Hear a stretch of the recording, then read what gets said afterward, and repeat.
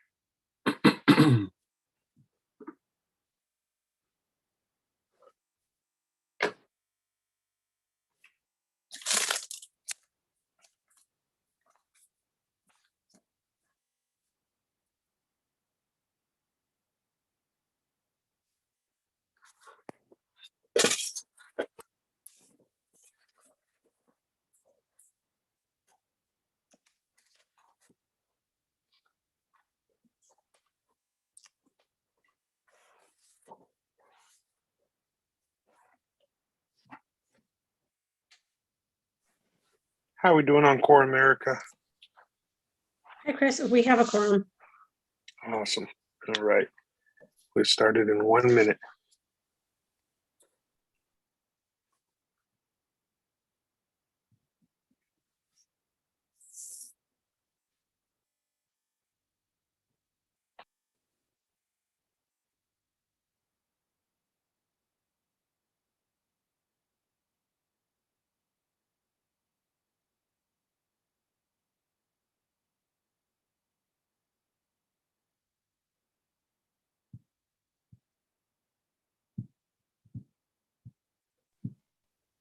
All right. We're right at 6 o'clock, and I know we're close to the holidays. Welcome to this all digital version of the Salinas Valley Recycles meeting.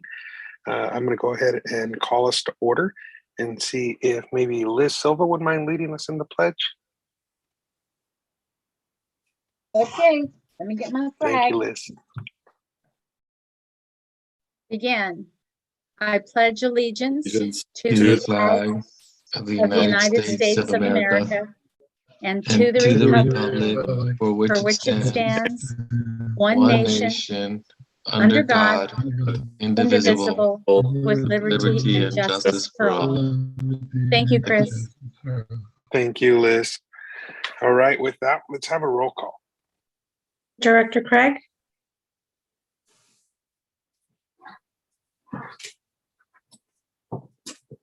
Here, there we go. Sorry about that. Director Cullen is absent. Director Jimenez, Here. Director Phillips is absent. Director Rocha is absent. Director Silva, I'm present. Vice President Cromings, Here. alternate Vice President Tipton, Present. and President Lopez. Here. Great. Thank you, Erica. So we'll go ahead and make a quick announcement in Spanish here. Si alguien que necesita la ayuda de traducción está disponible en el número 1425-436-6345 con el código de acceso 444666. All right, that being done, we'll go straight to our general manager for comments. Oh, well, good evening and happy holidays to everybody. The only comment I have tonight, just to make the announcement that effective yesterday, we have now recognized the operating engineers local 3 as the bargaining and representative for our operations team. So that went into effect yesterday, and we're already beginning to schedule some discussions and things around the future and the MOUs that'll be coming up next year.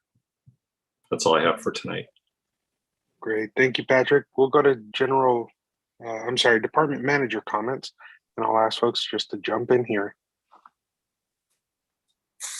Nina, Go Board of ahead, Directors. Caesar.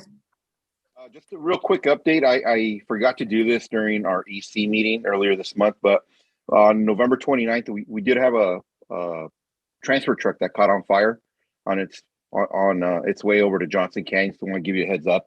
It did catch on fire on the 101 as it got into Gonzales, and by the time the driver realized it, they pulled over on the corner of Iverson and Gloria Road.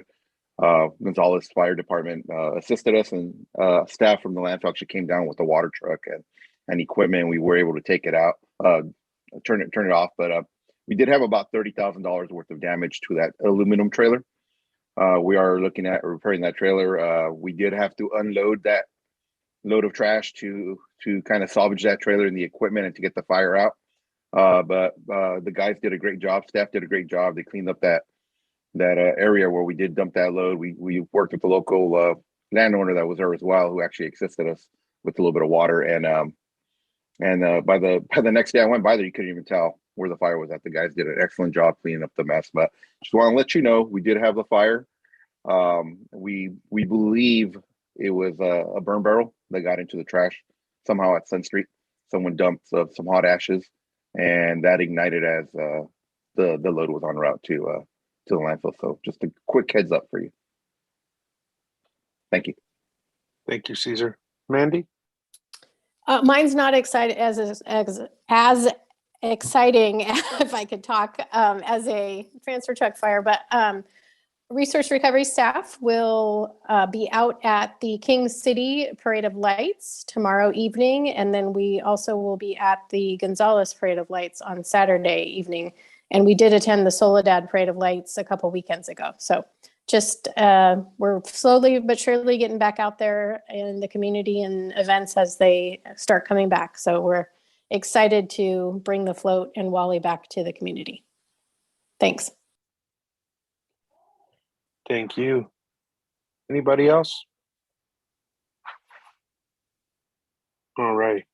Hearing none, we'll go to our board director comments. Give everybody a chance. Anybody want to jump in?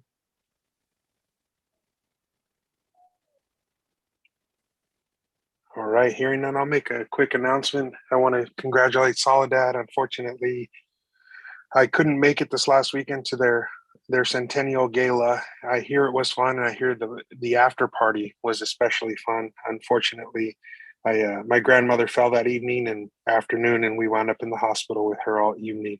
But I hear it was a wonderful time, and want to congratulate Soledad on meeting that 100-year mark. It's something to be proud of, and I know we're all very proud of our small cities, and Soledad's doing some incredible things. So I want to recognize 100 years there. That's definitely something to acknowledge. Also, just wanted to call out tomorrow evening, we will be flying in Santa Claus to the airport in King City.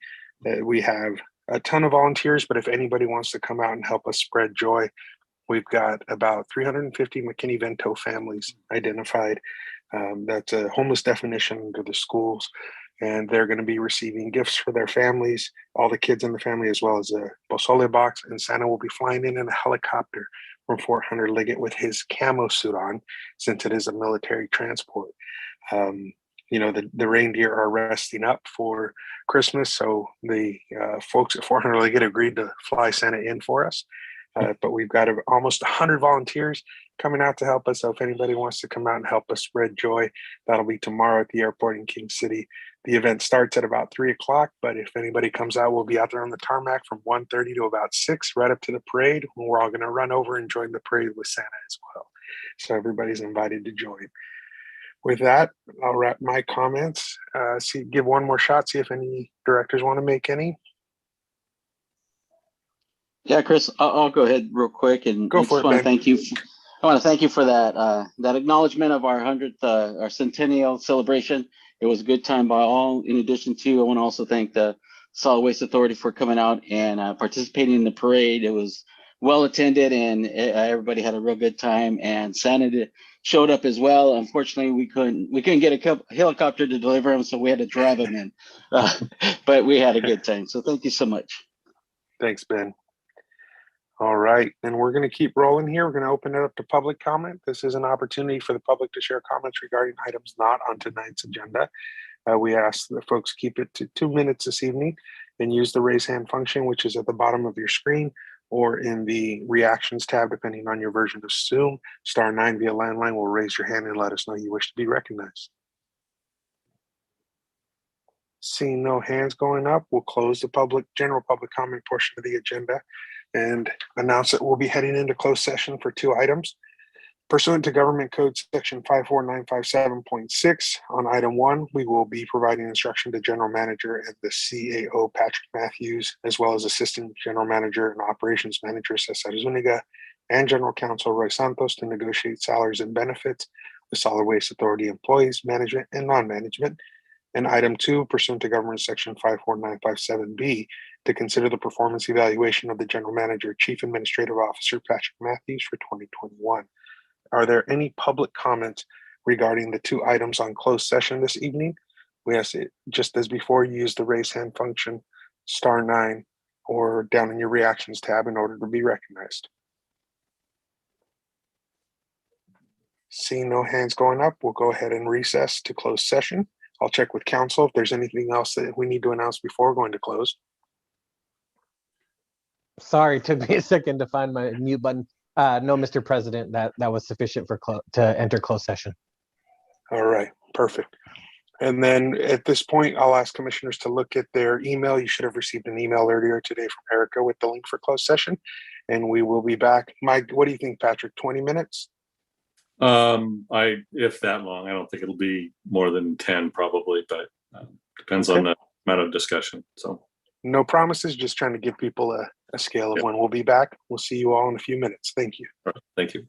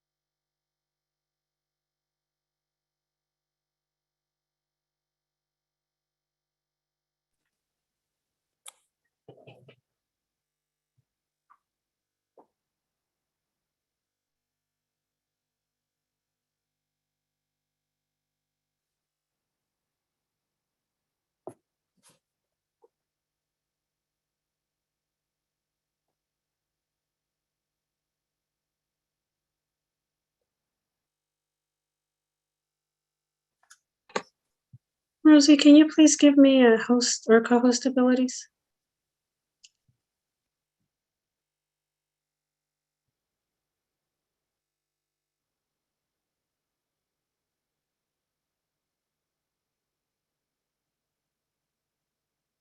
All right, Eric, I think we're all back.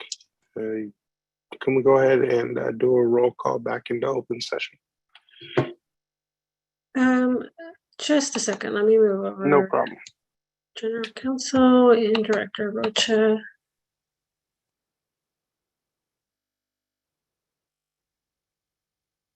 Okay, so I will do roll call. Director Craig, Here. Director Jimenez, Here. Director Rocha, Here. Director Silva, Here.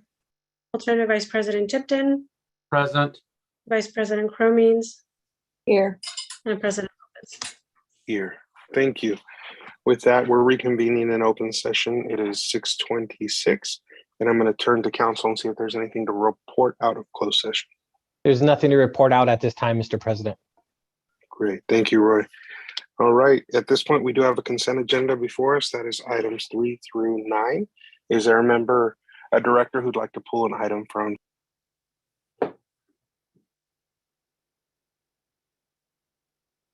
Move approval of the consent. Craig. Second, Cromings. I beat you. President Lopez, you're currently muted. Okay. Thank you. Yeah, accident there. I'm going to go ahead and turn and see if we have any members of the public who wish to pull an item from consent this evening. We ask that you use a raise hand function.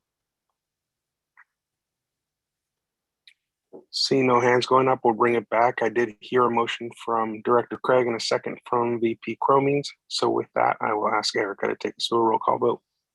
And Director Craig Yes. and Director Jimenez, Aye.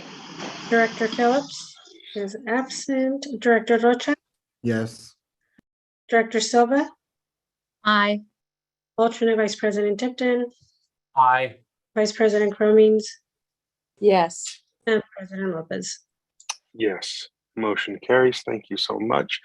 We have 2 consideration items this evening. The first is a resolution approving amendment number 11 to the revised and restated agreement between the Salinas Valley Solid Waste Authority and Patrick Matthews for services as General Manager, Chief Administrative Officer, and approving the revised salary schedule effective January 1, 2022. I'll share that the board did a review of the performance of Patrick Matthews, our general manager. The numbers came back extremely favorable. We thank Patrick for his continued leadership of the organization.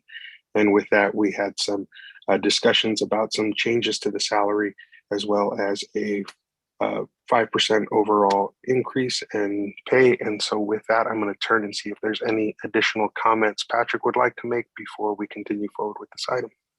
I have no additional comments. Thank you, Patrick. I'm going to go ahead and I see Director Rocha with his hand up. Director Rocha. I'd like to move the item for approval. Thank you. And I'll Silva will second. Either All one. right, that was very close. So I'm going to go ahead and give it to Liz because she threw me the sweet either one at the end. So I've got the motion from Rocha, second from Silva. We're going to take it out to public comment. See if there's any members of the public who wish to comment on this item this evening. We ask that you use the raise hand function. Seeing no hands going up, we're going to bring it back and ask for a roll call vote. President Lopez, if I could interject for a moment. Yes, Roy. We need to read the summary of the new terms to the contract into the record. Into the record. Okay. Do you mind doing that for us, Roy? Sure. Thank you. Item number 10 includes a recommendation to approve amendment number 11 to the employment agreement between the authority and R. Patrick Matthews for services as General Manager and Chief Administrative Officer. The amendment before the Board of Directors includes 1, a 1.5-year extension of the term of the current contract with a new expiration date of June 30th, 2024. Reduction of the minimum COLA adjustment to 0 for years 2023 and 2024. A 2% merit increase in current base salary and a 3% CPI increase for the employee's new annual base salary to be $228,833.85 effective January 1st, 2022. And for the employee, and lastly, the employee will pay 50% of any future healthcare, dental, or vision premium increases above the rates established for all available plans for 2022 baseline. Thank you, Roy. Having had that read into the record, I'll once again see if there's any public comment. Seeing no hands, we'll bring it back and go ahead and proceed with the roll call vote. Director Craig, Yes. Director Jimenez, Yes. Director Rocha, Yes. Director Silva, Aye. Alternate Vice President Tippin, Aye. Vice President Cromings, Yes. and President Lopez. Yes, motion carries. Thank you, Patrick. Thank you. We appreciate your leadership. I know it's you've had some monumental tasks and you've had some great accomplishments in the last year, and just know that we appreciate you and all your continued work with us. Thank you for those comments. Appreciate it. Okay, we're going to head forward into item 11, the selection of the final proposals to award the organics processing, composting, and product marketing for the Johnson Canyon Landfill facility. We're going to go ahead and receive a report from Mandy Brooks, our Resource Recovery Manager. Thank you, President Lopez and members of the board. Good evening. So we are looking for the board's direction on the selection of the final proposal and award of the RFP for the organics processing, composting, and product marketing services for the Johnson Canyon composting facility. This is the same item that was discussed at the November 18th board meeting and again discussed at the December 2nd executive committee meeting. There is an updated staff report included in your agenda packet for this presentation. So both Atlas Organics and the Authority, SVRO, will be providing a presentation after this. So I will briefly go through the presentation again, just to provide a refresh and to also allow time for questions and input. Next slide, please. So as a reminder, the Authority's organics processing contract is the single largest diversion program our agency operates, diverting approximately 48,000 tons of organics per year. Vision Recycling has been the Authority's organics processor for the past 10 years, and their current processing costs range from the $26.85 for wood waste up to the $32 a ton for the green waste composting. So as you already obviously are aware, the final two proposals, the internal candidate, which would be us, the Authority or SVRO, and Atlas Organics, the external candidate from South Carolina. Selecting the Authority to assume operations of the composting facility keeps costs and rates low, but there will be a learning curve and we'll need to create the new positions that we've mentioned, hire the additional staff, and purchase all the equipment. Selecting Atlas Organics will increase costs and requires a rate increase, but with that comes the experience in composting and marketing of the end products and incorporates the use of innovative technologies into the composting process. I would also like to mention that we have conducted 3 reference checks for Atlases with 3 of their municipal partners, and all 3 references gave glowing recommendations and would recommend Atlas for the award of the contract. Next slide. So this is similar to what we saw at the last board meeting. We're weighing the pros and cons of each of these final proposals and just wanted to highlight a few of the risk factors for each. Atlas Organics has the necessary experience in operating similar sized facilities. They're using innovative technology like the robotics and the artificial intelligence systems in their process to clean the material, and they do have experience in marketing products. The Authority, though, has a proven track record of assuming operations internally at a much lower cost than outside contractors, and we have a vested interest in making sure that this facility is very successful because it hinges on all of our 1383 programs. But we don't have that immediate extensive experience in operating a compost facility or marketing of the end product. So this is the same information that was provided at the November meeting and the December EC. Atlas's cost proposal is based on a range of costs per ton if water were to be made available at the site, and possible capital investments the authority would be willing to make initially, and that ranges from up to $1 million up to $5 million. Again, same range that was provided at the November meeting. And as you can see, the more capital invested, the lower Atlas's initial processing costs. Next slide.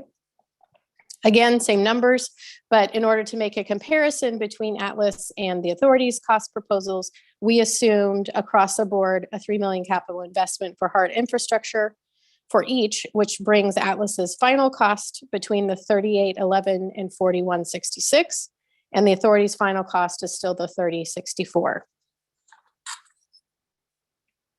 So looking at the impacts on rates, if Atlas's proposal was accepted, the rate increase would vary between 15% up to 23% over our current rates. If the authority's proposal is selected, the rate would remain the same, resulting in no initial rate increase. Next slide. So page 2 of the staff report, there are estimated rate impacts for franchised haulers, which we have been able to recalculate and now range between 10 cents up to 47 cents for a residential customer that either has a 32, 35, or 48 gallon cart service. Residential service is bundled, so that includes the trash or landfill cart, the recycling blue cart, and the organics green cart. The estimated increases for Republic Services, which is the first item on the chart, would be in addition to the recently approved elimination of the organics rate subsidy for Salinas. Overall, though, the percent rate increase would be less than 1.5% for residential customers for all the haulers in the area. But again, this is an estimate that only reflects the organics rate increase and does not include any franchise fees or any other franchise agreement increases. Next slide. So unlike residential service, most commercial customers' garbage, recycling, and organic service is not bundled together. Each service is billed separately and can be provided in either a cart or a dumpster. So for commercial customers that have a 1 cubic yard organics collection collected one time per week, the rate increase would range between 33 cents up to $1. This is per month. Again, the Republic Services increase would be in addition to the equalization of the organics rate subsidy for the Salinas customers. For Tri-Cities, nothing is listed as they don't charge extra for commercial organic service. It's only included in their residential rate increase. Both King City and the county do not offer 1 cubic yard organic service levels, so we use some equivalents. For King City, it was a food waste customer, 64 gallon, 3 times a week service. And for the county, we used the new 1 cubic yard trash weight as its equivalent to the organics. So the percent rate increase for commercial customers is again less than 1% for all haulers, but similar to the residential rates or estimates, these estimates only reflect, again, the organics rate. This is not trash or recycling rates, and doesn't include any other franchise fees or other franchise increases required per their contracts.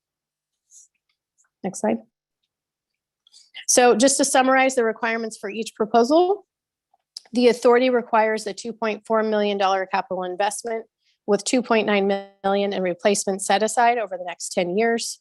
While there is obviously no contract to negotiate with the authority, we will need to purchase the equipment. We'll need to create those 9 new positions and hire staff, and we will have the responsibility of marketing all of the products.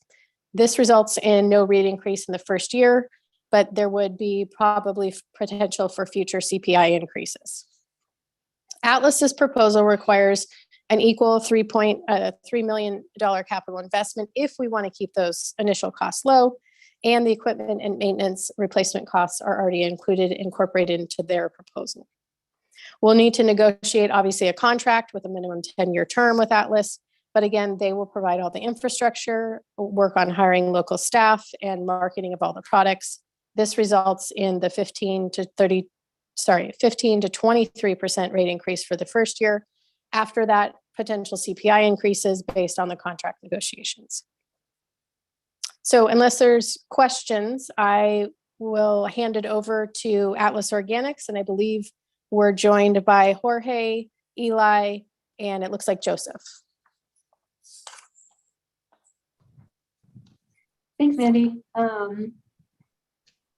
Erica, it looks like we do not have the ability to share our screen. I'm sorry, you're not able to share your screen? It says host disabled participant screen sharing. Okay, just a second. We need to give you co-host ability.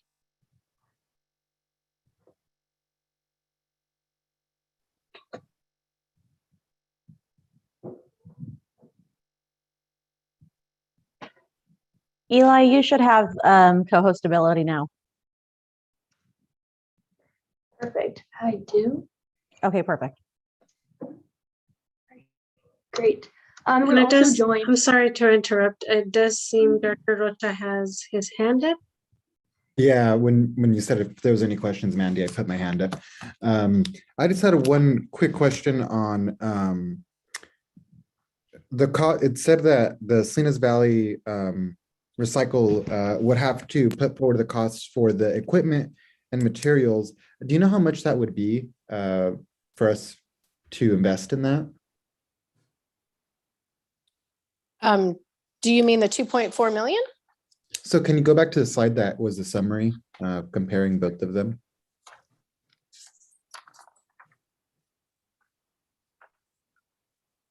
I can't see. Get a screenshot of it. You're just looking for the last slide on your slide deck, Mandy. Yeah, it was proposal Yeah, requirement. Just a second, we're having to switch no from worries. one computer to another. No worries. Oops, sorry. No, it's okay.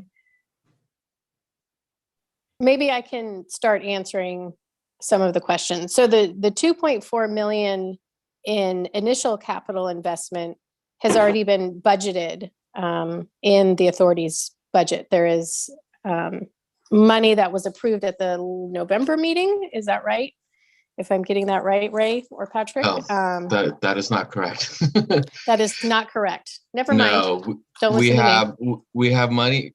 The initial investment would require an allocation from surplus funds. Thank you.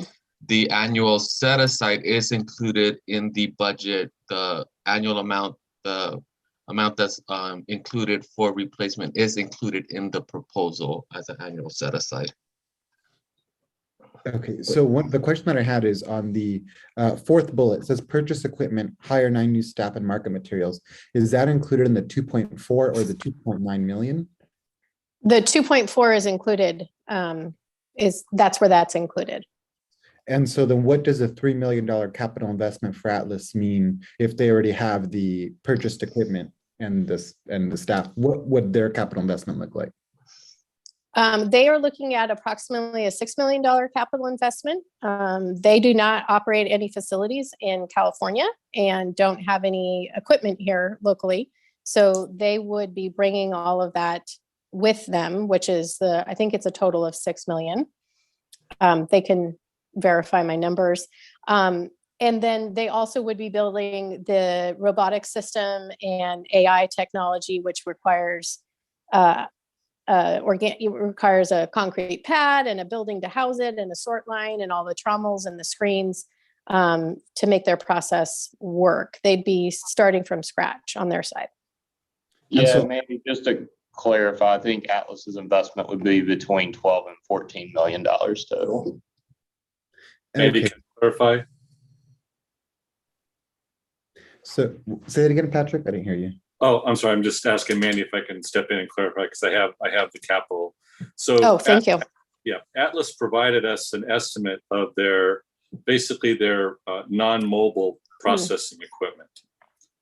So their 12 million is probably correct because that includes the grinders, the mobile equipment that they can take with them. The fixed equipment, which is buildings, utilities, foundations, all the things to house the sorting and pre-processing line. That total cost is $5.2 million and an additional roughly $1 million for the actual robotics and sort line that go inside the building.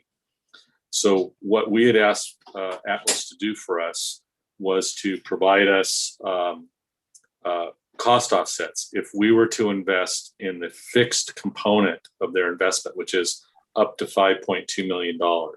So that's all stuff that's going to stay on the ground when they leave, whether we pay for it up front and have a lower rate, or we don't pay for it and they charge us a higher processing rate. The buildings, the foundations, all that stuff stays on the ground. And the sort line and robotics likely in 10 years will be worn out and need to be replaced. So we said, okay, if we invest in the hard infrastructure that stays with the authority under all circumstances, give us what the rate reduction would be if we invested Mandy has that, if you can pull that slide up, Mandy. Basically, if we agree to invest between 1 and 5 million, they would provide us a reduced operating rate. And so to be relatively, in the ballpark of what we would need to invest, we chose the $3 million investment as the sort of the benchmark. We could invest more and actually reduce the rate further. We could invest less and the rate would go up. So really either we pay through it, we pay for that fixed infrastructure through a higher rate and they do the investment, or we pre-invest in some of that and that provides a lower operating cost. Okay, and so if ours is 2.4, and what exactly the 2.4? So Atlas aside, I thank you for the clarification. Our side on the 2.4, what exactly does that 2.4 cover? If we're giving 3 million to them in the second proposal, in the other proposal, for us, the 2.4, what does that cover? That's the mobile equipment on the ground. That's the grinder, the screening equipment, loaders, excavators. That's almost solely because we're not proposing to put the high-end technology in. We would continue to do what our current vendor and other vendors are doing. They're proposing something unique by going to a robotic system with artificial intelligence. Our proposal would be more of a conventional approach, and so that money is all mobile equipment. Okay, and then when we move towards the robotic system, and that may be a question for them, but if we move towards robotic, what does that mean in terms of the workforce difference? Does that mean less positions that are filled by a human being in the event that you're moving more towards the robotics, or what does that look like? What impact does that have on the workforce, the robotic component of it? Is that a question for us or Atlas? I don't know who would be the best one to answer that. Both sides have about the same labor. The whole purpose for their front end line is really contamination removal. It's the next wave in how we do things to get bad materials out. Our approach would be more manual, but under both circumstances, we have about the same labor force needs. Okay, and if we already have the buildings, it's my understanding we already have the building, correct? Which is why. So not for their app. No, the building we have for our depackaging system, and that's separate. That's separate from this bid. That's an operation the authority runs where we depackage agricultural products. This would be a separate and new building to house their robotic system and their sorting line. Okay, but if we were to go with the Salinas Valley Solid Waste Authority, do we have the existing buildings to operate this? We don't need buildings. We would again continue to operate the compost facility similar to what our current vendor does. That's all outdoors. There's no buildings. The only building we have again is for the packager, and that's for cleanliness and wind control purposes, because there's a lot of blowing plastic so that nothing would change on that side. The existing compost operation would be as it is today, which does not have any kind of building structures. And two more questions. Is the one that you already, I think, mentioned this at our last meeting, but I forgot it. So it's going to be about 2.4 up front. How much do we have in our reserves, or what line item of the budget would that 2.4 million come from? That would come from our undesignated capital reserves, and Ray can probably. I don't know the exact number, but it's just shy of 5 million. Okay. 5.7. 5.9, sorry. It's 5.7. That's We what we just have in the approved it staff last report. month, and I meant to look it up because I knew someone was going to ask. Yeah, we Give me a just did the minute, I'll allocation. give- last. You knew someone, it was me. So, you guys talk for a second, and I'll interject and give you the number all in a right, couple. I'll make up random stuff to say in the meantime while you look. I do have a question with the one more while he looks that up is, so the 19 to 23% rate increase, why would that happen with Atlas, but it wouldn't happen with us? Is it because we already have a lot of internal infrastructure to move forward with it, or what is the driving factor behind the rate increase? The biggest difference is we're not we're using a conventional approach, so we're not proposing to use an advanced pre-processing system like Atlas is. So we can do that within the current rate structure without having to raise the rate, at least in the first year. So the advanced system is what would drive the rate increase to go higher? Well, part and the other side of it is, and this, I'll be honest here, and this not intended to be a negative comment towards a private vendor, but we don't have a profit margin. I mean, private companies do have a profit incentive as well. So there's a combination of things that make public operation and private sector operation a little bit different. That's one of them, but they are also proposing an advanced system, which we like. We think that's a great approach. It's novel, and they're using technology that we see now very commonplace in materials recovery facilities that are sorting our curbside recycling. So this is a very novel approach, and contamination is a big issue when it comes to marketability. And the last question that I have, hopefully Ray will have the numbers by then. 5.7 million, Anthony.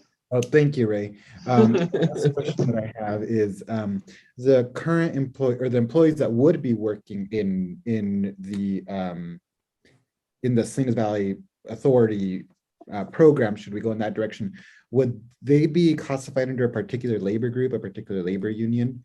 They would be under the new labor organization, OE3. Yes, they're all that union represents operational staff only, and so they would fall into that category. And if we were to go with Atlas, would that still remain under OE3? No. Okay. It's whatever they're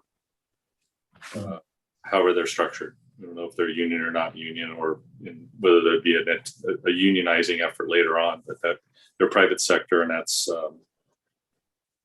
not directly related at all to our union operations. Okay, thank you. Those are all my questions. Patrick, this is Joseph. Just to clarify, we have 11 employees slated in our model for this project. And then on the future cost, a lot of that is coming into play from putting in the technology to get ready for 1383.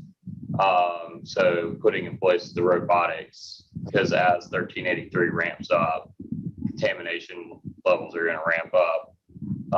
We see that pretty consistently in green card programs. And so I think, we're looking at kind of comparable rates to a robot from a picking perspective to handle this amount of tonnage with about a 2.8% contamination rate by volume. You would potentially need around like 18 pickers to handle that on a on-ground basis.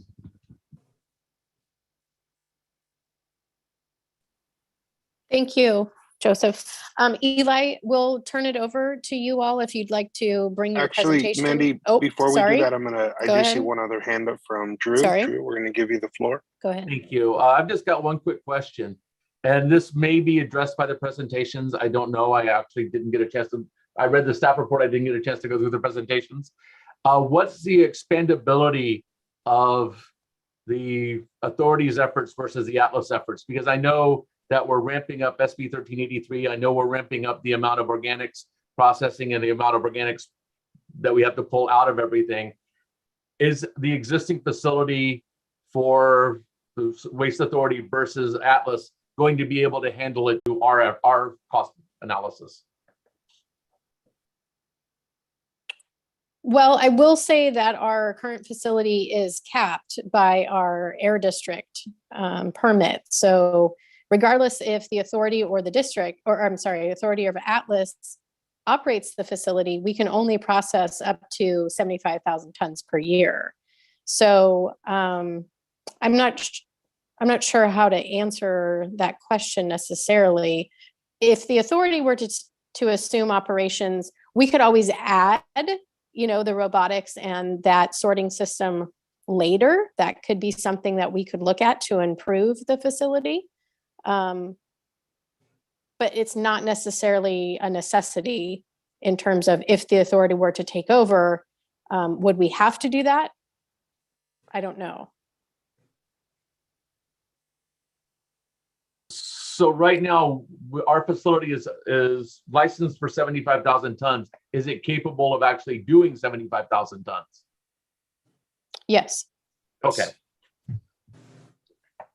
That answers the question. Thank you. You're welcome. Thank you, Drew.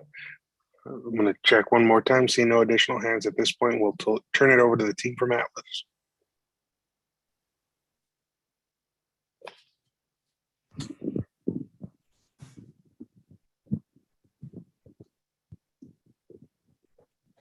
Great, thanks. We also have Jim Davis with us here today. So he's gonna go ahead and kick us off. Well, first of all, just thank you very much for having us up. We appreciate you guys and the presentation, Mandy and Patrick comments. Of course, Joseph McMillan is here. Eli, my name is Jim Davis. Gary Nyhart, our COO, is here, and I believe Jorge Montezuma, has joined us by phone as well. So we just want to kind of take a high-level view of Atlas Organics and kind of share a few things with you guys about some of our other projects and why we feel like we are a good fit, and some of the things you guys were just talking about. I want to share a little bit more about that with you as well. So we'll go ahead and start moving along. Check and see if our slide presentation is working well.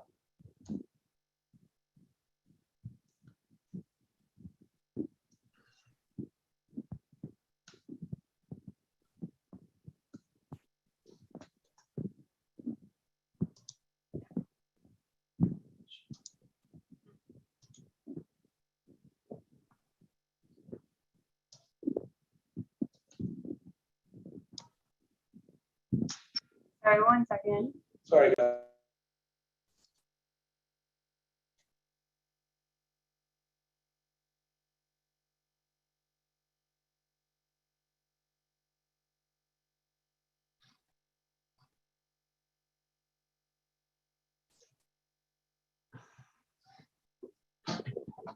All right, sorry about that. Did y'all see the presentation mode now, or like the actual presentation in that presentation mode? Yes. Yes. Okay. All right. So we are Atlas Organics, and here we go. Let's talk about some things. So again, we appreciate you guys having us here tonight, and we'll just go ahead and get straight into it. So a little bit about Atlas Organics. Of course, we are very involved in public-private partnerships. I know you guys have had some historical experience with it as well, but just kind of wanted to highlight some of the folks and regions where we're working. Started in Greenville County, South Carolina, then moved to Durham, North Carolina. We are in Indian River County, Florida, San Antonio, Texas.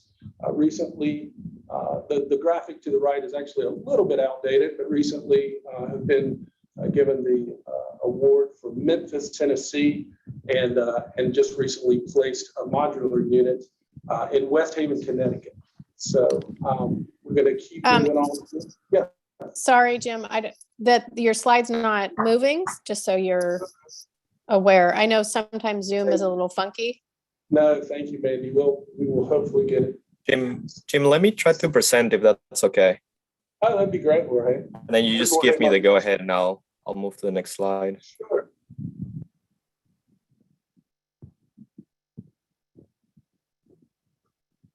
I guess you guys say when y'all can see. I'm sorry, Erica. Can I please get? Rosie, can you give Jorge host abilities, please, or co-host abilities? Yeah, give me 1 second. Sorry about this. figure No after a year and worries. a half of this, 2 years, figured out all the kinks in sharing screens and whatnot. Okay, you should have co-host abilities now, so you can go ahead and share the presentation. Or I also think we may, okay, yeah. Did you, is this okay? Eli, or do you want to? You're good. Thank You're you. good. That's great. All right. Thank you. Jorge. Excellent. So again, starting from the top, I think you guys, here's the slide I was talking about some of our other partnerships that we have with other municipalities across mostly the Southeast and over into Texas. And we are continuing to grow there. So next slide, please, Jorge. So I'm going to take you through a couple of quick videos. Hopefully they'll work well. This is one of our facilities in Durham, North Carolina, as you see, processing about 35,000 tons per year at this facility. This is primarily a biosolids and green waste processing facility. So this is just to kind of give you, it's a really nice facility in that it's a lot of space where we're able to operate underneath cover. So it's an ideal situation in Durham, North Carolina. Go ahead, Jorge. We can move on to the next slide, I think. This is our facility. It's a public-private with Indian River County, Florida. It's an all green waste facility, processing around 100,000 tons per year at this facility. Interesting piece here is that we actually operate the grinding operations on the county land, and then we have land privately next to it where we actually do what you're seeing here, just where we process and do the compost. You can see it's quite a bit of compost and moving heavily into the orchards, a lot of agriculture in Florida there. So next slide, Jorge. This next slide is really the one we kind of really wanted you guys to see, because what you're looking at now is the sort line facility. We're going to go into a little bit more detail with this. I know we apologize for the video being a little bit jumpy, but you get the idea. It's some significant infrastructure and equipment really kind of in line, coordinated to be able to operate efficiently, processing everything, and then of course, getting rid. The primary feature here and the intent with this facility and this bit of machinery is to address contamination, which in the industry of composting, I know you see it now in Salinas, and you'll continue to see it with 1383, but this is just our way of approaching a sustainable approach to limiting contamination. So we'll keep on moving on. Thanks, Jorge. Next slide. Eli, you want to tell us a little bit about it? So another part of our proposal, like you just saw, is the pre-sort facility. So something that Atlas is really adept at and really, I think, is very unique in the organics industry is our operational innovation. So for example, we just saw the sort line that basically that is a front-end process where material can be tipped and go through a process in which it is being sorted by a robot. So the robot is going in and picking out the contaminants and learning, getting smarter as it continues to operate. That I think that we are the first group in North America to use artificial intelligence in a pre-sort process. And so I think we're really proud of that and have seen a lot of success with that in San Antonio. Something else that we have really worked on is our control systems. I know that, it seems like we are very Southeast based, and one thing that these control systems allow us to do is give automatic feedback loops that are directly monitored by Atlas management teams and the engineering team. So not only are we optimizing the process, we can have that remote management to ensure quality control. Jorge, if you go to the next slide. So as we talked about a little bit, Mandy addressed in her presentation is the contamination. So I think that in San Antonio, they're seeing a contamination rate of about 2.8% by volume. And we were able to get that down to, I think, 0.26% using the sort line. And so using the total tons per minute that the robot can use, and then also the total tons per minute that a human can achieve, we're coming up with 18 human pickers being the equivalent of the 2 robots.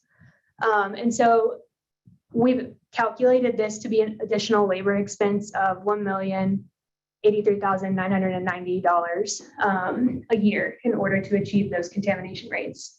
And I think something that is really important to keep in mind is that low levels of contamination are really important in creating successful markets for the finished product, and being able to ensure that that is going to be successfully moved out of the site. Next slide. So another one to highlight, again, the control systems. Atlas has been able to develop these and make them really strong. And another important part of this is that Salinas would be able to have access to these reporting tools. That way, we're able to monitor things, but y'all are also informed. You can see what's going on at the site. It's really important for us to be good municipal partners, and that comes with communicating and having transparent data. So these have been really helpful. They're great in helping manage, if a pile gets too hot, several people on that Atlas team, Gary, the COO, Jorge, the general manager, everyone, the site supervisor, everyone will know, which allows for really quick response times and being really adaptive and fixing anything that may come up. Yeah, and so just to quickly add on to that, so that interface is actually something that the folks at our team are able to have on their cell phones as well as their laptops. So this is a remote system. We posted this here. I just wanted to share a little bit about Gary and Jorge, who are both actually with us tonight. Gary, being our COO, has operated from 2014 to 2018, working in organics, expansion of organics in California, did a lot of safety, technical training, obviously incredibly important around what we do, what you guys are doing out there as well. And I'll let you read for yourself, but Jorge has spent some extensive time in Los Angeles County, again, large volume, working through contracts, safety being a big part of it, monitoring, a lot of the great things he does in his role as our director of engineering would certainly be brought into this process. And a lot of that was work he had done in California as well. So just wanted to share some of that with you. All right, Jorge. One other thing that we did want to kind of point out, and this is something that just in our internal analysis, we kind of took a look at really from project development through facility operations and management, to really be successful, in the volumes that we're looking at for Salinas. You have to have quite a few people supporting the operations and the functionality. And so this is basically a visual demonstration of all the different roles that people have in Atlas. 24 folks that are supporting a staff of 102 operators, and so it's a lot of resources that are invested, that we have invested into this program and into this operation of a facility this size. So that's just a sort of a visual demonstration of all the different sort of components that go into that. We wanted to share that. All right, Jorge. As far as marketing the finished product, I think we shared we are managing just under 500,000 cubic yards of feedstocks that are essentially turning into compost at all of these facilities, and we're very, very experienced in moving finished product, home gardening, large ag, golf courses, all the different things, places where compost and soil amendments are used. So we do have a full-time marketing team that will be continuing to work with our projects. Full-time sales team a full-time customer service and support team at our home office. And then, of course, we will be hiring a local sales representative for there in California. Makes sense. Pull somebody out of your backyard that really knows the market and the folks there.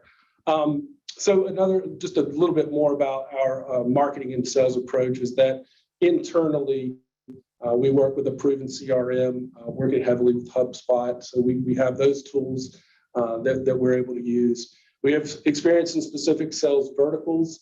I think I mentioned a couple of those already, and existing industry presence. We've been around for 6 years. We've been selling compost, and we continue to increase our volumes of selling compost. And we're proud of the work we do, and really happy to be able to take something that's generated as a waste stream locally, clean it up, turn it into something that can be brought back to the local economy and the local soil, quite frankly. So we really appreciate your time. I think that's the last one. That's our information. Please visit our website if you have any other questions or thoughts. And of course, I guess we'll hand it back over. Thank you. At this point, we'll turn and see if there's any questions from commissioners, unless Mandy wants to give any wrap-up comments. I see you unmuted. No, I was just gonna see if there was any questions. Thank you, Atlas, for the presentation. Appreciate it. I do think unless there's any questions from board members, Cesar Zuniga on our side was also going to give a brief presentation. Okay. Then we'll see no hands going up, and we'll go ahead and turn it over to Cesar. All right, thank you. Good evening, Board of Directors. Just real quick, I just want to chime in real quick. And as the operations manager for the authority, I do believe that list is a well-qualified vendor. I was part of the reference check, and they are doing work in San Antonio and Florida and Durham, North Carolina, and their customers were very happy. They are a lot of those agreements. They are in their initial year of operation, so they were very happy with switching over to their services. They are proposing AI, the robotics to assist with cleaning the green waste, which is not a new technology, but it is something new for organics. The AI is used a lot in MRFs to remove contaminants or pick certain materials and reduce not only staff but injuries that come with sorting of material. Their cost or the cost proposal was lower than a lot of the other bidders that bid this, and they were very competitive. I think the price is competitive overall. I have no doubt they can do the job, and I think the key is going to be marketing. Marketing is definitely going to be the key for this project. And overall SVR, I think as in the past when we put large agreements out, we do an internal cost estimate, and we do that for a certain reason. First of all, we do it separately. We do not look at the other bids. We follow the RFP that we put out. I myself have been the one putting the proposals together along with finance, who helps double check the labor costs for us. And I submit my bid upon the deadline, and I'm not part of the process. I stay out of the process. But we do this for a reason, and it's a safety net for the board. It's a cost of, just in case it comes in, the bidders come in a lot higher than what we thought or anticipated. It's a way for us to keep the rates low for our constituents and for the ratepayers in our area. So it provides the board an option. The internal bid in the past, I'll give you an example. We did do the Johnson Canyon bid back in 2014. That bid, I just ran the numbers on it. Cost overall savings for 10 years was $2 million compared to Recology, and it was a little bit over $6 million compared to Waste Connections.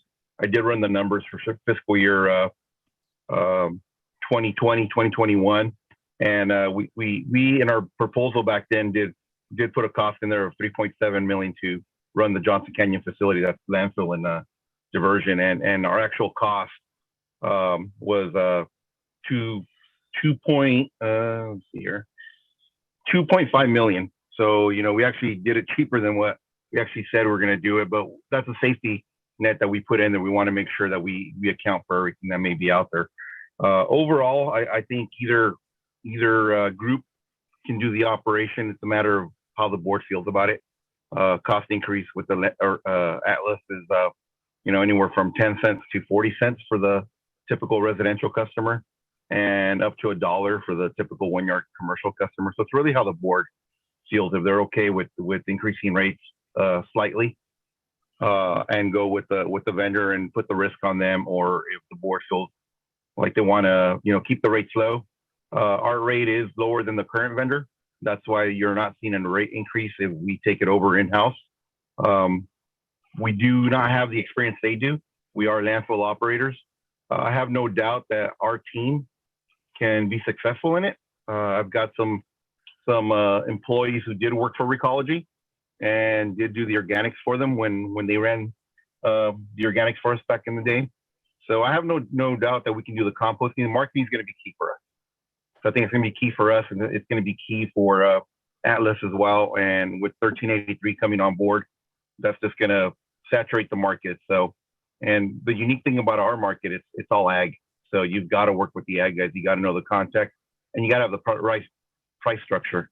If you try to market a $20+ a yard compost, it ain't going to sell, not in the Salinas Valley.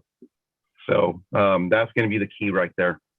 So with that said, I just want to let the board know that either option for the board would be a good one. It's just a matter of where the board feels more comfortable. If they feel comfortable raising rates and putting the burden on the vendor or the risk, or if they are okay with not raising the rates, keeping the cost low, giving it to staff, and letting us kind of develop our process and pretty much master it. I have no doubt we can do it, and I have no doubt Atlas can do a good job for us. So I just wanted to provide my feedback as the operations manager to the board. And if you have any questions, I'm more than happy to answer.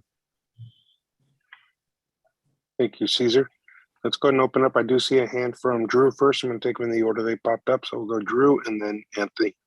So my question is actually fairly simple. I know that Rob was supposed to go down and possibly see one of the facilities. Did we get a report from him? No, we did not. Unfortunately, there was some cross communication with Atlas, and at the last minute, Atlas had a mechanical failure, and the supervisor at the site became predisposed to have to deal with getting the line back and running. So Rob was unable to view the operation. Okay, thank you. That was my question. Thank you, Drew. Anthony? All right. Yeah. We had planned maintenance on the line. It wasn't a failure. But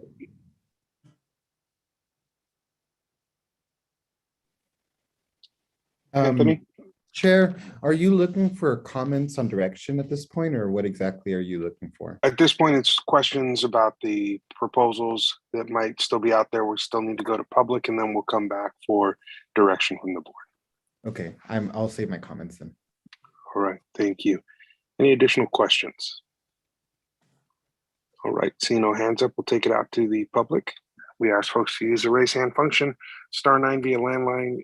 Your raise hand function may be stored in your reactions tab, depending on your version of Zoom. Seeing no hands going up, we'll close public comment and bring it back. At this point, I will go ahead and ask Mandy one clarifying question. What are we looking for tonight? Are you looking for direction on which proposal to proceed with, or is there another request from you this evening? No, we are looking for direction on which proposal to proceed with. Okay, so with that, I will open it back up to the board and see what the will of the board may be. I see a hand up from Anthony. Thank you, Chair. I want to thank both of the presenters. I think that there's a lot of really interesting things that both do, and I think that both have their own unique strengths. And it was a great opportunity here from both of you. For me, I think that Caesar put it best, is that there is benefits to both of them. It's just deciding what we're going to prioritize and exactly what we're willing to negotiate, I guess you could say. Not negotiate, it's not the right term, but what we're willing to overlook in order to move with whichever option. And so for me, I do really like the technology and the innovation that comes with Atlas. I think that that's a great opportunity to pursue. But what really is something that's giving me significant concern is the rate increase. That does give me concern. And so I also, if I'm being honest, have a real concern with outsourcing. And outsourcing is not the right term because we're not currently the operators yet, but privatizing public services and having those roles go to a private company as opposed to a public institution that's been in the area for quite some time. So the rate increase is of concern for me. The privatization of public services is of concern for me. And as we're looking at diversifying our local job market in our area, I think it's really going to be a great opportunity for us to be able to add different types of positions to our local workforce and have them be through public institutions in our area. And one reoccurring theme that Cesar brought up was the marketing component of it. And both, I think, applicants or bidders will have challenges with marketing. I think where the Salinas Valley Solid Waste Authority has a leg up is that they've been doing marketing for 25 years in the area, and they have established connections with school districts, with city governments, with county governments, and that's going to be really helpful in terms of being able to successfully market this program. And so the rate increase, the local presence, and the outsourcing, that's not the right term, the privatization of public services to a private company is of concern for me. So at this point, I'm more comfortable going forward with the Salinas Valley Solid Waste Authority's proposal because of mainly, like I mentioned, the rate increase is something of significant concern for me. And quite frankly, I see the investment that is going to be required on our part as an investment in the long-term viability and success of a public institution in our area that has been serving for 25 years. So this time I'd like to make a motion to proceed with the Salinas Valley Solid Waste Authority's proposal. Those are all my comments. Thank you, Director Rocha. I'm going to go to Christy Cromines next. Christy. Thank you, Chair. I guess I want to back up a little bit and ask a question, and I guess it's of Mandy. How many companies applied for the position? How many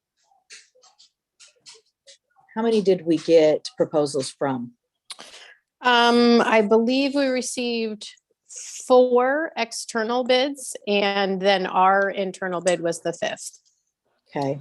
And I asked that question because I'm just wondering, because I love the technology of Atlas, and I think that that is the direction. And I said this at the last meeting, Patrick has always been very on the forefront and wanting to move forward with technology. So, so I'm surprised he's not pushing for Atlas, but I feel like we're not comparing apples to apples because we're not looking at a company that's proposing the same thing we're proposing. We're looking at something that's really proposing something much more above and beyond what we're doing. So it's very difficult for me to make this decision. And I know it's my job to make the decision, but I feel like I'm not comparing apples to apples. So that would be my comment. Thank you, Christy. I'm going to go to Liz next. Thank you, Mr. Chairman. I too am of the agreement, as Christy just mentioned, it's not actually comparing apples to apples. I also, I like the technology, the AI, the robotics, all of that. The investment that Atlas would make is phenomenal. I mean, it would set the authority up in a much better way to handle all of the organics and the anticipated increase in the organics that we're going to be receiving. I just see and it's not to mean anything disparaging about our internal, because they are awesome at taking on additional jobs. But I feel that this company has already done it. They do the marketing. They will hire locally. And I just think it would be advantageous for us to consider Atlas. That's my comment. Thank you, Liz. I'm going to go to Kimberly. Thanks so much. I actually just had a procedural question. It's a little uncomfortable for me, I have to say it, that we bid the project internally. And I'm wondering if the external bids were aware that they were going to be competing with an internal bid. Yes, they were. Okay. Yeah, I just, on my end, that's a little uncomfortable for me. I do think Atlas certainly has the long-term background to be able to successfully manage the project, and would love to hear from my other colleagues. I think this is worth weighing in on from everyone. So very much appreciate both presentations today. And yeah, it was a little bit of a different approach to have an internal and external bidding against each other. I don't know if I necessarily agree with that process. Thanks. Thanks, Kimberly. And I'll just share that was the sentiment last month as well. It was when we took this up the last time, that was the same feeling that was in this room. But with that, I'll take it over to Anthony. Anthony, I see your hand up again. Yeah, I agree with Mayor Craig in the sense that it is a little awkward when the two people are competing against each other and one's our internal applicant. So maybe moving forward, something we should consider is establishing a different bidding process in the event that we have an internal applicant applying. But at this time, I'd like to pull my original motion. I think that there's significant support in the other sense. I don't think we have a full body as we tend to have. So to avoid a whole dramatic vote down and all that, I'll just pull my original motion at this time. Thank you, Anthony. I see Patrick's hand up. We'll go to you next, Patrick. Well, I heard that I haven't weighed in yet, so I do want to weigh in on this. And I'm going to really basically repeat what I said last month. There is no hard feelings on our side based on the decision. We always, as we've always felt, obligated to the board because of concerns over cost controls and rate increases to look at an alternative. The other bidders all proposed conventional composting proposals. They didn't. The other ones are actually the other that were much higher than Atlas. They all proposed conventional systems like the authority would consider. So Atlas is unique, and I do like what they're proposing. I think the use of robotics is a very innovative approach. I think their statements around contamination are very valid. As we start throwing food waste in our green waste bins, contamination levels are going to go up. People, despite Mandy and her crew's consistent and constant work in the community, we're still going to see that. We're still going to see people throwing things in that are going to have to be taken out. We have some advantages as an agency. Obviously, we have all the administrative support. We have the existing operations, the landfill that can provide external support to the 9 new bodies.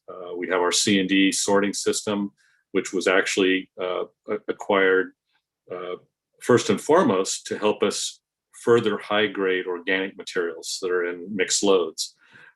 So we have other resources besides the new 9 people. So we have resources to do this. But I think Atlas's approach is really, very novel and it's consistent with what we're seeing in the industry. So I don't think that we would have heartburn with this.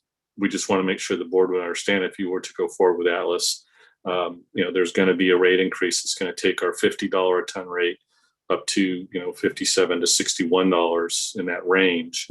So there will be an increase in that. The increase to the ratepayers will be much smaller because organics costs as they pass through to the garbage company rates are a fairly small piece.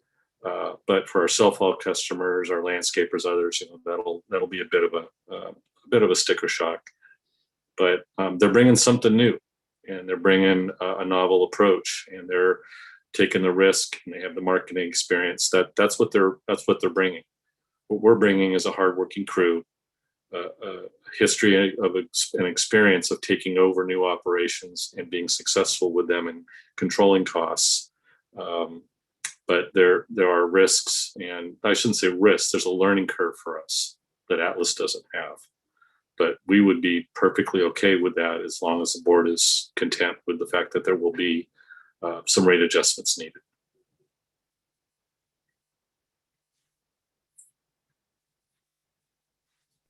All right, we're going to go to Drew.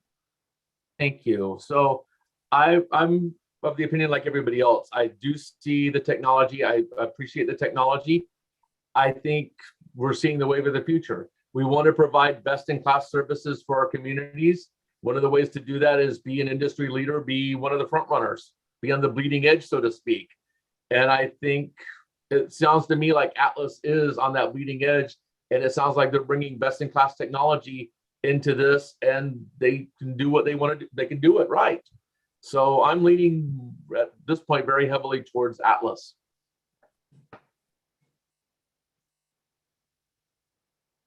Thank you, Drew. We'll go to Ben. Yeah, thank you, Chair. For myself, totally agree and just echo the same sentiments that have been said. However, of concern to me is many of us, I don't know of, at least my community has faced additional costs as far as you know, the garbage rates and the sewer rates and the water rates. And again, we're coming out of a difficult time where many people are adjusting. So the concern of having the rate increase is bothersome to me at this point in time. I do like to be on the, as Drew said, the bleeding edge as far as new technology. I think it's the wave of the future, or it is here. It is us now. However, at this present time, I don't think it is the time for that. I think we can, our staff has shown or presently have the ability to do that. There is going to be a learning curve. And I think as a result of the cost savings, I'm willing to take that in consideration and go through that learning curve and go with our own authority to do that. Those are my thoughts. Thank you, Ben. I see a hand up from Anthony. Yeah, it seems like it's most likely going to come to a vote already, and so I just wanted to share my final thoughts on after hearing everybody's opinion. Should it pass, I welcome Atlas with open arms, and I think that you bring a lot of cutting edge technology to our area. But I also really strongly believe that public services should remain public. And I have a hard time not giving our local staff a chance to be able to do this. And it's nothing personal to Atlas. I think you guys are going to, we're going to be your first California presence, but I think that, over the last 6 years, you've had a track record of being able to do it successfully. But for me, I at least want to be able to give our staff the ability to have the opportunity to show that they could do it, which I think they can. But, I respect the will of the board, but that's where I'm at right now. But thank you for applying. Thank you, Anthony. And I want to thank everybody for taking the time to share your opinions. As when I chair a board, I try to always go last. I think it's fair to let everybody get their voice out there.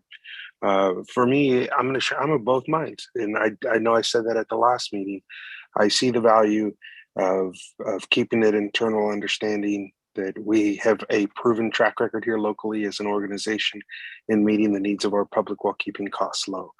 At the same time, we've recently taken on some big projects which are going to attract or distract and take a lot of energy from us as a board, as well as that of our staff in terms of the moving of the transfer station up in Salinas, which is a great project, but we have to admit that that's going to take energy, as well as some of the other projects we've undertaken in Gonzales. And so I see both sides. I feel torn. I've had a lot of conversations with different folks in the community, as well as with Supervisor Phillips today, just to understand where he was as well, knowing that he wouldn't be able to join us this evening. And I feel like either one is going to give us a wonderful product at the end, and I feel like either way we're going to get this done in terms of meeting the requirements of AB 1383, and I value both proposals. But given the energy that I think we have to focus our the total energy we have that needs to be focused on the projects we have coming before us. At this point, I'm leaning towards going with Atlas. And it's a slight lean because I'll say both of these, as I've shared, both of these proposals are extremely strong, and I know that both could do well by our community. On the other side, I am concerned about continuing cost increases, and it's not just in terms of solid waste. I've shared this with the Board of Supervisors as well as with my lead staff at the county, that I want to make sure we're positioning ourselves, given the inflation that we're seeing across the board, to understand how that's going to impact residents when we have a lot of low-income residents like we happen to have in my district as well as in the city of Salinas. It worries me that the needed increases in salaries are not going to keep up with the costs that are demanded of our families to keep food on the table. And we see that with all the work we do through the food bank. And so I've got these bigger concerns about where we're headed economically. And it really, has me kind of torn between both. So I wanted to share what was in my mind as I went into this decision. But for me, both of those are key considerations in terms of this vote. And with that having been shared, I will open the floor back up, and I do see a hand from Christy. Sorry, my mute wouldn't come off. Supervisor Lopez, I really want to echo your thoughts. I completely believe that our staff is very capable of handling this, and it's extremely uncomfortable to have to make this decision because I know they can do it, and I too believe in keeping public services public and not going private. So it has been a very, very difficult decision for me to make, but seeing as that I don't have apples to apples to compare to, I think I too lean towards, after hearing everybody's comments, going with Atlas, simply because it really puts us in the realm of having, some state of the art, really phenomenal things being thrown at at our composting. So I will make a motion that we go with Atlas. I will second her motion. Okay, with that, we have a motion from Cromines, a second from Silva. Any further discussion? Seeing none, I'll go ahead and ask Erica to take us through a roll call vote. Director Craig? Aye. Director Jimenez? No to rising costs. Director Rocha? No. Director Silva? Aye. Alternate Vice President Tipton? Aye. Vice President Cromines? Aye. And President Lopez? Aye, the motion carries. All right, with that, we've completed item 11. Congratulations. Thank you, Anthony, for sharing those words. Patrick, did you want to, I heard your voice there. I was just congratulating Atlas and welcoming them to the family. We're really going to look forward to seeing what they have and seeing, the agency finally start to move forward with some interesting new modern technology that we think is going to revolutionize what we're doing, really, and make these materials much more attractive to the market too. So I can just say, as much as we appreciate all the board's comments and support for staff, I know this isn't an easy decision, but we're okay with it. So I want the board to know, we're good either way, and we respect the fact that you're looking out for our existing staff's well-being, because we do have a lot on our plates right now, and that's a great, as good a reason as any. But this will be a very interesting process moving forward. So we're looking forward to it. We'll be back next month hopefully with contracts and everything, and starting to move the process forward. Thank you very much. Thank you. Looking forward to it. Patrick. Anthony, you see your hand up? Similarly, just want to say congratulations and welcome to our community. I look forward to all the work you'll do and hopefully hire local, I'm hoping. But thank you for everything. Anthony, we're excited to be there, and we will definitely be hiring local. So we're excited to be a part of the community and get to know you guys a little bit better and work together for the next few years to improve organics recycling in the region. And welcome to Thank you. California also. Well, more than that, Patrick, I wanted to let Atlas know that they've got a huge marketing opportunity. You are now the compost maker. You'll be the largest compost maker in the salad bowl of the world. So welcome. We look forward to incorporating your products into what we do best here, which is feeding the rest of the nation and the world. So welcome, Atlas. Thank you. Can I We're ask excited. the board a procedural question? We obviously need to go back and work out the final contract with Atlas, which we'll bring back hopefully in the next month. But is the board comfortable with a $3 million investment, or were they considering a different amount? Because obviously that would have an impact on the final rates. So I'll go back to the motion maker. Christy, thoughts? I am comfortable with the 3 million. Okay. Yeah.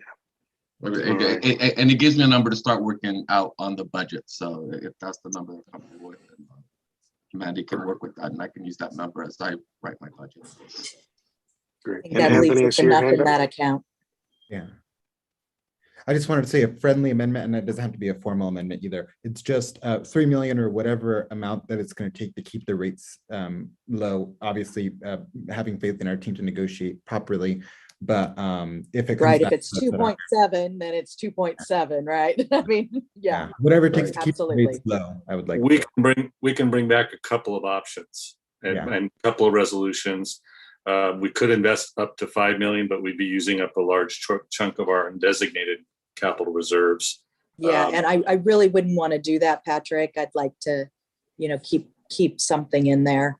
And it seemed that 2 million would be, at least 2 million is less than I'd like, but what I'd like to at least maintain. And Liz, I want to check with you just because you were the second on that. And I know it was part of the direction as given in the report. I want to make sure you're comfortable with that. I am. Thank you for asking. All right. Then with that, I think that's enough direction for staff. And Patrick, anything else you need from us before we roll into our view ahead schedule? No, I just appreciate the honest and open discourse tonight. And I think you made a good decision. Thank you. All right. And with that, we will head into our next item, which is the view ahead schedule. Patrick, floor is yours.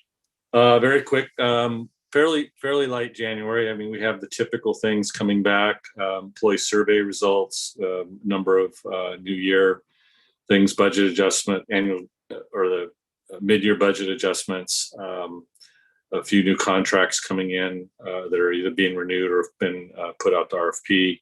And then, of course, the big items for January, starting the budget process. Ray will be coming back with a discussion on budget direction, followed by February, where we present the preliminary budget and hopefully are ready to both adopt the budget and any new rate schedules in March, so that we can give all of our haulers plenty of time to prepare their rate packages for each of you and your respective councils and boards to consider. So this is the first of the 3 board budget meetings that conclude with a final adopted budget rate schedule. The final item on there, I'm hoping we will have some updates from Republic Services on the status of improvements and other things that they need to complete in advance of us relocating there. They're still working on engineering and permitting, but hopefully by the January meeting, they'll have a little more certainty, as well as by then we hopefully will have scheduled the public outreach meeting to the Baranda community as well. So I got that on the agenda with anticipation that we will have some forward-looking report for the board on the relocation. That concludes that. If there's anything the board would like to add, subtract, modify for January, you can let myself or Erica know. We'll be happy to update the agenda for that month. And outside Thanks, of that, Patrick. Merry Christmas, Happy New Year for everybody.